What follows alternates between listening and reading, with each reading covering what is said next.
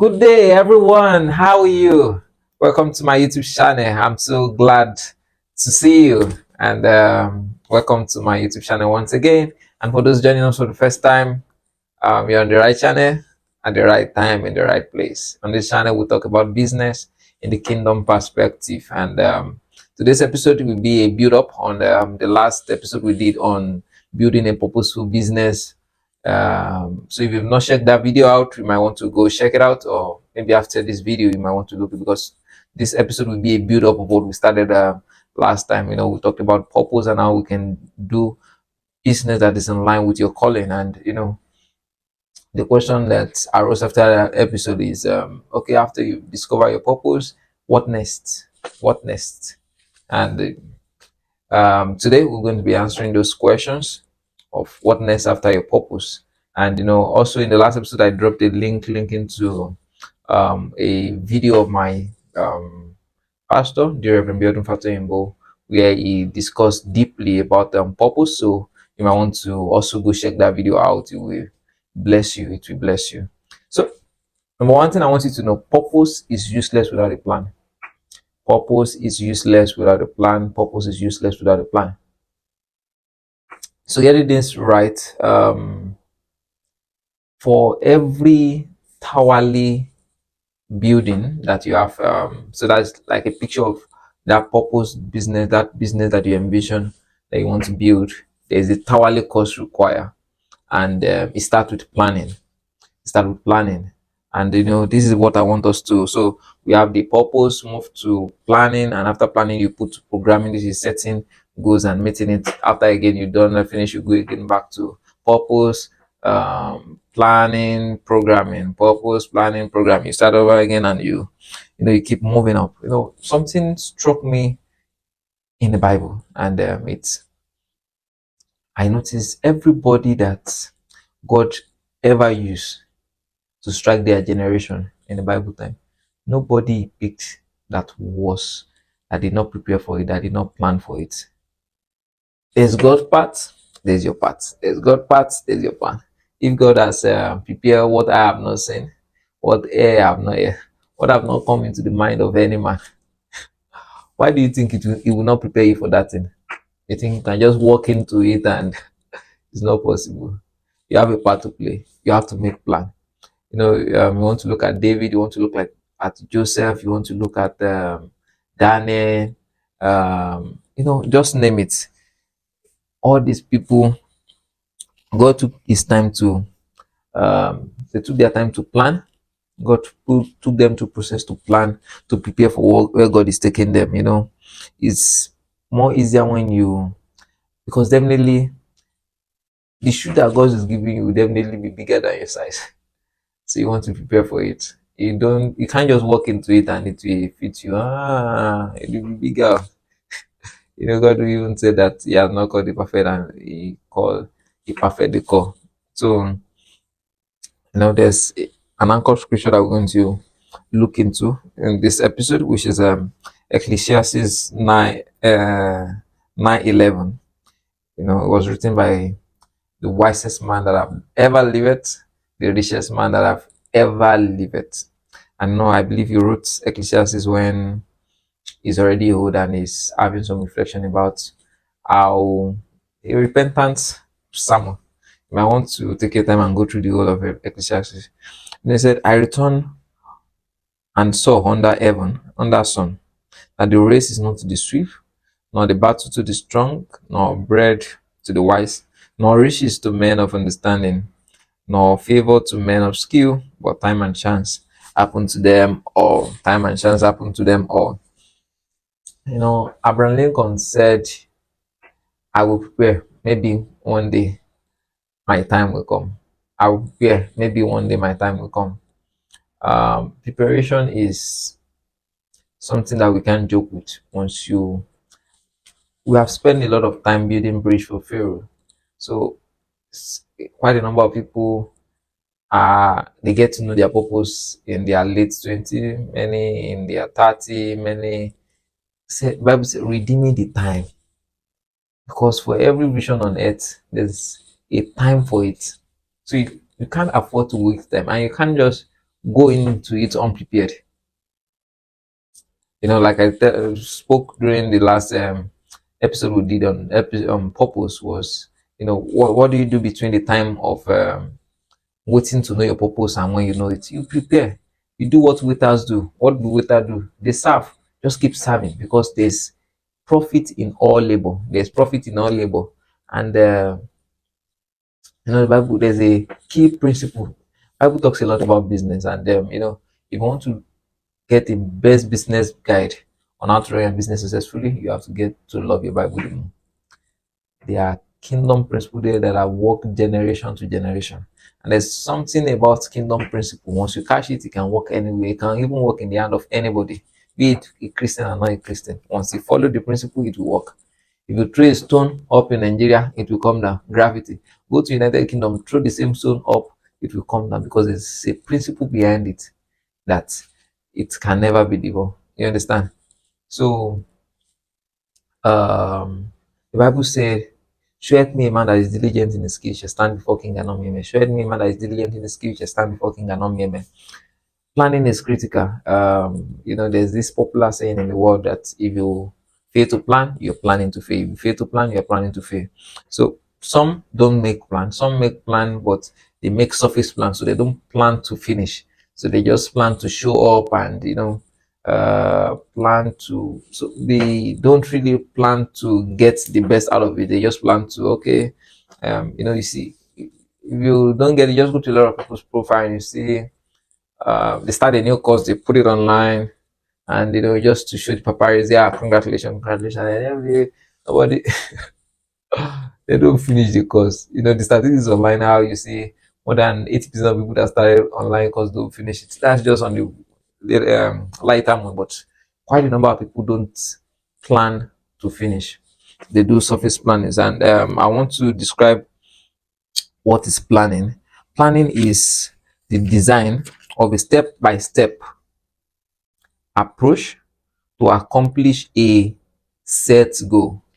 Planning is a design of step by step approach to accomplish a set goal. The ordering of priority to meet a given task. The ordering of your priority to meet a given task. Go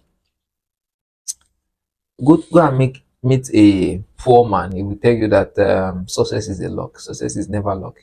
If you step into success accidentally, you also work out accidentally. Uh, when preparation, when it means opportunity, there's always a spark. You will see, and one thing is very key in the kingdom. You don't want to get to the day of your show to start preparing, to start planning. The Bible says that we prepare the horse for the day of the battle. Only God give victory, but we prepare the horse for the day of battle. So you don't want to joke with planning as a believer. You don't want to joke with planning. You want to make sure that you get your hand dirty, you do what you need to do, get your brain to sweat. Get your brain to sweat. If your brain don't sweat, you will do the work, you will do the hard work. Get your brain to do the work. And when you spend more time thinking and planning, you spend lesser time. You're able to cut waste, and life become more easier and easier for you. Life is too short to want to try and figure it out on your own. Life is too short to trying to figure it out on your own. You have to, quite a number of people say experience is a good teacher, but that is if it does not happen to you. Because if it happens to you, definitely it will leave you, it might leave you with scars. It might leave you with scars. So you don't want experience, you want to learn from others. This philosopher, I've forgotten his name, Albert Einstein, he said, I've seen further by sitting on the shoulder of the giants. I've seen further in life by sitting on the shoulder of the giants. And you don't have to start from scratch. You can build on what others have built. You can plan from where others are. Leverage other people's wisdom. Leverage other people's wisdom. Read books. I have seen business book that I've never read a single business book. And you say you are doing business. Everything will not fall on you in church or by anointing. You have to read books. You have to read people's biography. You have to, it's not to copy what they're doing, but you can see how books are people's knowledge. You can see how things work, how things cannot work, where people have made mistake, and this can guide you. There are you know, I don't just fill in the gap, put in the profession. And I've never read a single book since I get out of institution about that career path they are choosing. They are, it's just so amazing. There's no how you can make, because common sense will always give you common results. If you want to make an excellent, outstanding in your field, you want to be part of the top people in your career path, you can't get there by common sense. You can get it by common sense. You want to make sure you get deep and have planning with a sense of finishing. There's this popular saying in when we stay in school that kill Sarah Sarah, what will be. But what will be, the kill Sarah does not always Sarah. Kill Sarah does not always Sarah. Don't be part of people that watch things to happen. You make things happen. We are in this world. We have spectators. We have the people that play the match, people that watch the match. I know quite a number of you watch is watching the current African Cup that is ongoing. There are people that is making, so you don't want to be part of people that will make the things watch this thing happen. Be part of people that make the thing happen. Plan it. God has given you the purpose. Set it into plan. Long time, short time, time bound. Work with it. Get yourself accountable to someone, have someone you follow. So you God has chosen you for a business, a niche. Definitely you can't most likely you won't be the first in that place, even though you might have your own cut out path that you want to follow. But there are already people there that are doing those things that also they are God fearing. And I want to first look at for those people, and you want to follow them.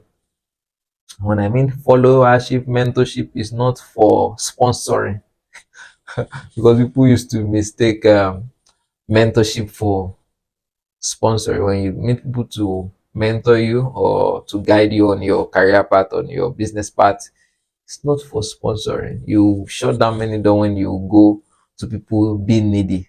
Hmm? No, you don't want to do that. Giving and receive. When you give, you receive. That is the kingdom principle. But when you turn yourself to a welfare project or something that people should contribute to because you want their knowledge, you won't get more out of mentorship. Um, I want to share with us First Corinthians 2:8.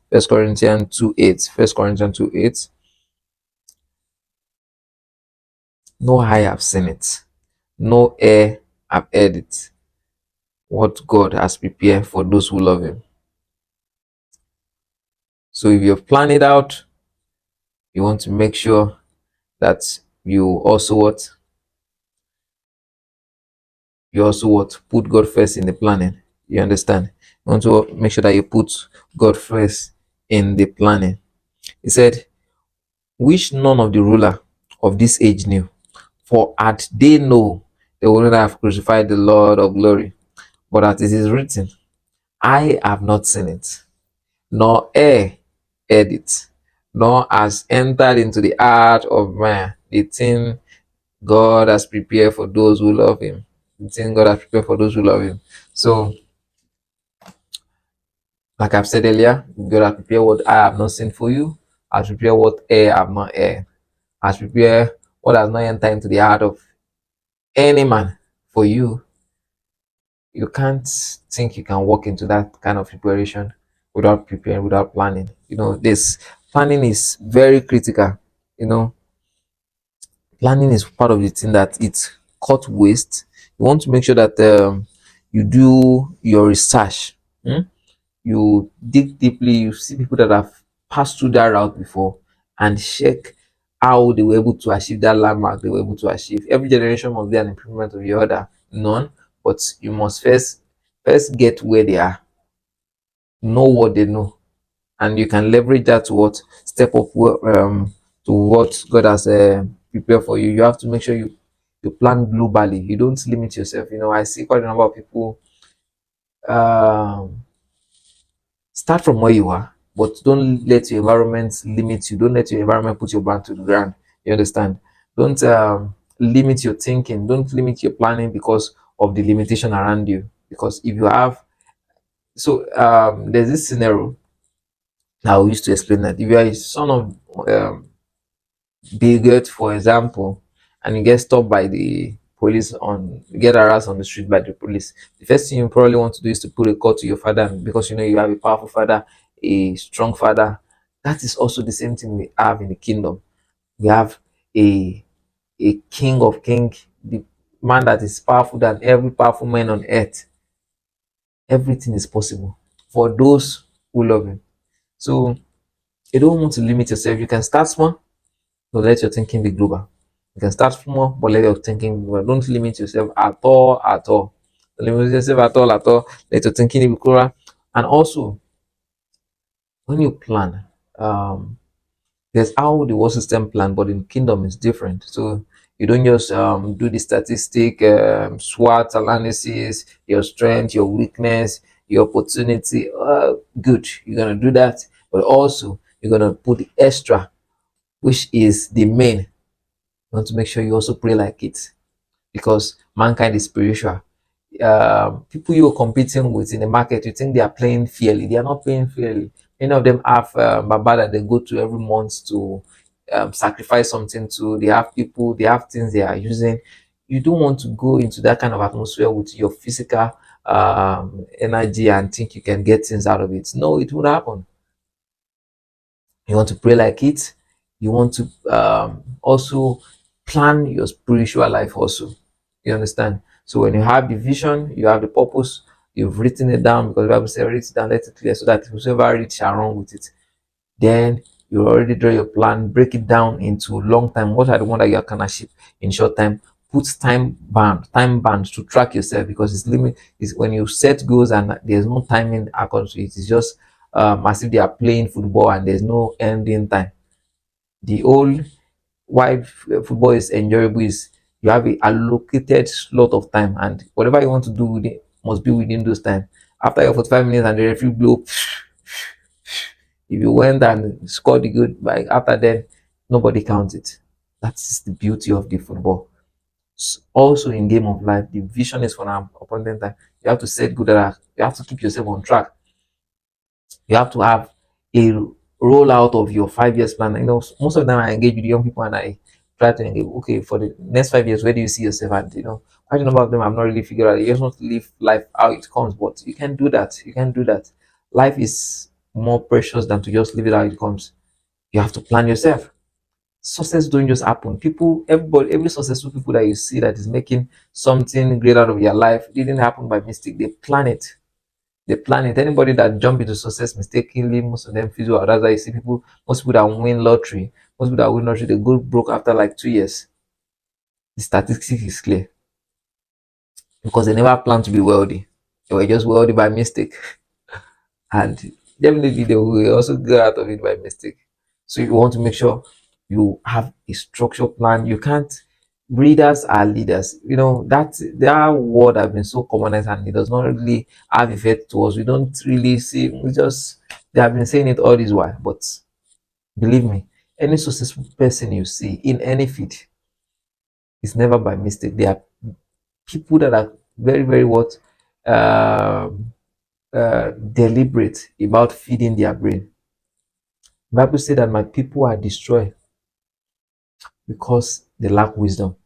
When Bible said my people, it does not mean unbeliever. It means Christian believer, but still they are still destroyed. Not because the devil is powerful, not because the world system is powerful than them, but because they lack wisdom. He said the labor of the fool worries them because they don't know how to enter the city. The business world you want to enter, there are already giants. There are people that are not playing fairly. There are people there that doesn't care about integrity, that doesn't care about doing things in the way of the kingdom. They don't care in playing foul just to make sure they get the pay. You don't want to go there and you think it will happen like that. God will give you wisdom, but those wisdom will not come by just sitting and just hoping it will come. You have to pray for it. The payment. What you need to pay for wisdom is just the test for it. He said, whosoever needs it, let him ask. There's a God that have it in abundance, and he will give. You understand? So I'll quickly round up because I don't want us to dwell more about it. The preparation should be in the backstage. You don't want to get to front of Pharaoh, and that is when you are preparing. You don't want to get in front of Pharaoh, and that will be the time all your preparation should be in the backstage. While you're still waiting, while you're not on the global stage yet. This is the time you can start preparing and testing all your plans. Testing when Goliath showed up, everybody was running from him, but David was seeing the lion that attacked his sheep, was seeing him as that person that he broke, he killed, was seeing him as those dangerous animal that nobody was watching then. Same thing, many of you at this stage now, maybe your business is not um everywhere yet, it's still at the primary level, and this is the take up stage. Nobody's really paying attention to you. You post on your social media, maybe you're having 20, 30, 30 likes, and this is the time to plan. Be futuristic about your plan. Don't always think it will always be like this, just you and your few employee. Think global. Be futuristic. Okay, by the time we get next year, this is what we want to start doing. By the time we should have hit the target of this monthly revenue, we should have made a target of this. We should be looking at expanding our business to this place, to this place, to this place, to this place. We are spiritual being. When you start having those kind of pictures in your brain and you're writing it down, the spirit realm begins to put it in place. It begins to put it and it begins to manifest in the physical, because the Bible says that whatever a yes on earth is a yes in heaven. Most of the time we think that the yes come from heaven. No, it's just for you to make the step, make the yes here on earth, and it will be so in heaven. I hope this message bless you. So once you have a purpose, the next thing after it is you have to start planning, and you have to expand your plan. You can have a 5 years plan. Now begin to break it down. Break it down, break it down, break it down, break it down into years, break it down into months, break it down into week. Every day you're going to have a goal that you want to achieve. It gives you this sense of fulfillment by the time you come out of back from your work, and then you check your checklist and you can think, okay, achieve, achieve, achieve, achieve. Have a roadmap of how you want to get there. You might not be able to figure it out at once, because every other thing, figuring it out also still require other information. That is why you need mentorship. That's why you need to read biographies of people that have tore that part. Read their biography. Take time to check, because there's something consistent in every successful. When you read their biography, you see there's something consistent about them. They're always thirsty for knowledge.